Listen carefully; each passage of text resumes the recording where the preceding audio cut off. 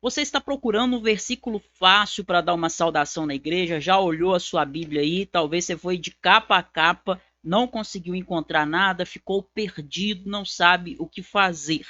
Bem, não foi à toa que você chegou nesse vídeo aqui, foi providencial, porque nesse vídeo eu vou ajudar você com um versículo fácil de entender, fácil de explicar, com aplicação e com explicação detalhada desse versículo.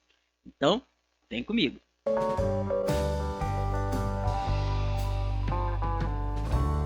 Olá, eu sou Elbert Souza e esse é o canal Teologia Descomplicada, onde eu ajudo você a obter o conhecimento mais profundo da palavra de Deus. Se você quer isso para sua vida, então para não perder os próximos vídeos que eu vou colocar por aqui, você precisa fazer algo muito importante. Que é o quê? Olha só. Se inscreva aqui no canal, é só clicar aí em inscrever-se.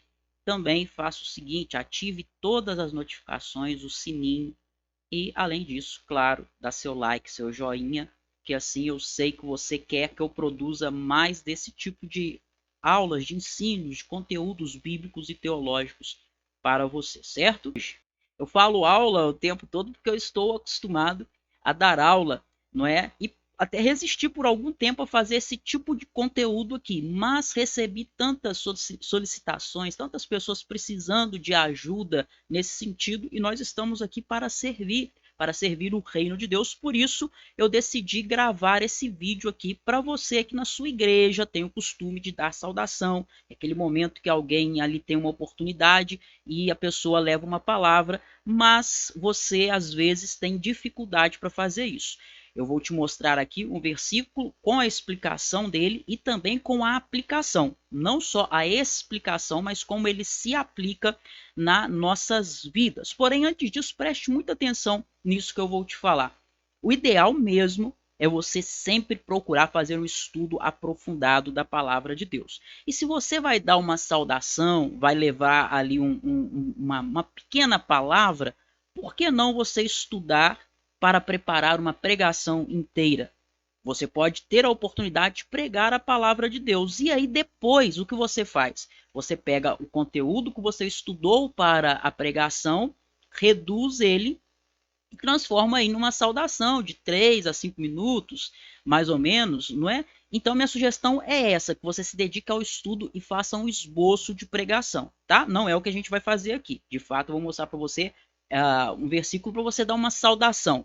Mas, se você quiser aprender a fazer um esboço de pregação, um estudo mais completo, eu vou deixar o link aqui embaixo no canal para você também, com passo a passo para você fazer o esboço de um sermão expositivo. Ok? Vamos lá então, versículo aí para sua saudação. Você quer dar uma saudação na igreja? Um versículo aí que eu sugiro é o Salmo 51, verso 4. Davi fala assim: pequei contra ti somente, e fiz o que é mal perante os teus olhos, de maneira que serás tido por justo no teu falar e puro no teu julgar. Explicação. Vamos lá. Bom, esse salmo aqui é um salmo que ele mostra a gravidade dos nossos pecados e também nos conduz ao arrependimento sincero e verdadeiro diante de Deus. E aí tem algumas perguntas que nós precisamos fazer para entendermos este salmo mais profundamente. Primeira pergunta: o que está acontecendo aqui no Salmo 51? Bom, nesse salmo nós observamos que Davi está insensível para com Deus. Davi está no momento em que ele está pecando, cometendo pecados terríveis, pecados extremamente hediondos, coisa grave, coisa pesada, coisa séria, e Davi está totalmente insensível. O homem que é segundo o coração de Deus está fazendo coisas que são completamente contrárias à vontade de Deus, que não vão de acordo com o que Deus prescreve, ele não está agindo definitivamente como um homem que é segundo o coração de Deus. Mas eu quero chamar a sua atenção para uma coisa que eu escrevi aqui, que eu quero que você perceba, que é a seguinte: Davi é salvo. Uma coisa é o ímpio agir de forma pecaminosa, sem se importar com a lei de Deus, com os mandamentos de Deus. Mas nós estamos falando de alguém que é salvo, não é? Alguém que foi verdadeiramente salvo. Essa pessoa não pode estar acostumada com o pecado. Nós pecamos? Sim, pecamos todos os dias, mas nós não podemos nos acostumar com o pecado. Nós não podemos deitarmos em berço esplêndido, no berço esplêndido do pecado. Nós não podemos ser como um porco que adora a lama e fica se revolvendo ali, charfudado na lama, mergulhado na lama e sentindo prazer naquilo. Nós não podemos. O pecado deve causar um grande incômodo em nós. Nós, enquanto cristãos, temos sensibilidade, porque o Espírito Santo nos incomoda, a palavra nos confronta, nós nascemos de novo, o pecado é totalmente contrário à obra que Deus fez em nossas vidas, a obra da regeneração. Então a gente não pode se acostumar com o pecado. Mas Davi, por um momento, parece que estava se acostumando, estava insensível para o seu pecado. E aí aqui tem uma aplicação que você pode fazer aí na sua saudação. Antes de tudo, né, aplicamos para a nossa própria vida. Antes de aplicarmos isso, falarmos isso com os irmãos, primeira coisa aplicamos na nossa própria vida, né? Como os irmãos diziam antigamente, antes de cortar aí, a espada corta aqui também. Então, apesar de eu estar mostrando aqui para você um versículo que você pode usar para dar uma saudação e aplicar na vida da igreja, dos irmãos que estão te ouvindo, lembre-se sempre de aplicar na sua própria vida, ok? De meditar e refletir nesse versículo aplicando na sua própria vida. Quantas vezes nós também não ficamos insensíveis para a voz de Deus, né? Ou para a percepção do pecado. Você peca tanto que nem sente mais, não é? É o que a gente chama de coração cauterizado. Parece que às vezes você deixa o seu coração entrar em um estado que ele se torna cauterizado, endurecido, petrificado. E então, ao invés de se quebrantar diante do seu pecado, de se incomodar, de buscar arrependimento diante de Deus, falar: Senhor, pequei terrivelmente, Senhor. Ao invés disso, o que acontece é que você vai deixando o pecado ir ficando algo habitual na sua vida. E aquilo se torna como uma lepra. Você já viu o leproso? O leproso, ele não sente nada, não é? E às vezes a gente age, é possível, isso aconteceu com Davi, mesmo um salvo, chegar num ponto que ele começa a agir como se fosse um leproso espiritual. Ele está insensível para a gravidade daquilo que está acontecendo. Isso é perigoso demais. E Deus não nos deixa nesse estado. Deus vai fazer alguma coisa. Se você é salvo, se você é filho de Deus, quando você peca, a vara de Deus já se posiciona na sua direção para te corrigir. Certo? Bom, uma outra pergunta. Qual instrumento Deus usou para alertar Davi? Acabei de falar com você, né? Se você é salvo, Deus não vai deixar você à vontade no seu pecado. Deus confronta os salvos, Deus nos desperta, Deus nos alerta, Deus nos corrige. Deus às vezes vai nos punir, não é? Para nos corrigir. Deus vai às vezes levantar sua vara santa em nossa direção. De alguma forma, Deus vai nos despertar quando nós estamos em pecado. E isso foi o que aconteceu com Davi. O que Deus usou para alertar Davi? Deus usou o profeta Natan. Natã vai até Davi, Natã confronta Davi, não é?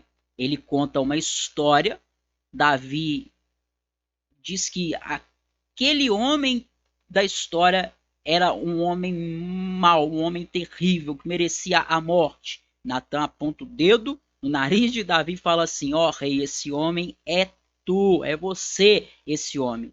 E aí Davi, o rei, está sendo confrontado por Natã. E o que acontece nesse momento é que Deus quebranta Davi de tal modo que ele vai ser quebrantado de tal maneira que ele vai escrever esse salmo inteiro, o Salmo 51, como expressão da experiência de arrependimento que ele teve. Tudo por causa de Deus. Então toda a glória é para Deus. Mesmo quando você se arrepende, quando você se quebranta, quando você volta atrás no seu erro, no seu pecado, não é mérito seu. É Deus quem age no seu coração. É Deus quem age em você. Aplicação: Deus nos confronta por meio do Evangelho. Assim como Deus usou Natã para confrontar Davi, Deus nos confronta por meio da sua palavra. E aí eu te pergunto, que tipo de mensagem você tem ouvido? Como que você vai ser confrontado por Deus quanto aos seus pecados se você só ouve mensagem de autoajuda? Se você só ouve aquele tipo de pregação, Deus vai te dar uma casa, Deus vai te dar um carro, Deus vai te dar riqueza, você vai ser muito rico, você vai prosperar, você vai ter uma Lamborghini, você vai ter isso, você vai ter aquilo, aquilo outro, você vai ser milionário, vai ganhar muito dinheiro, dinheiro, dinheiro, dinheiro, dinheiro, dinheiro. Você só ouve mensagem sobre dinheiro, Deus não vai confrontar você no seu pecado. Você não dá espaço para que isso aconteça, não é? Você só ouve mensagem de autoajuda, você é o xodózinho de Deus, não sei o que, não sei o que. E aí você não é confrontado. O verdadeiro evangelho nos confronta. A pregação verdadeira do evangelho vai trazer para nós conforto, vai trazer para nós paz, mas quando nós estivermos em pecado, a mensagem irá nos confrontar frontalmente, severamente, porque é esse o meio que Deus usa para nos quebrantar e nos trazer de volta para si.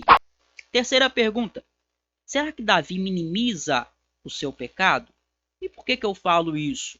Porque ele não diz que pecou contra Batseba. O versículo que nós lemos, ele não diz: pequei contra Batseba. Ele adulterou com ela.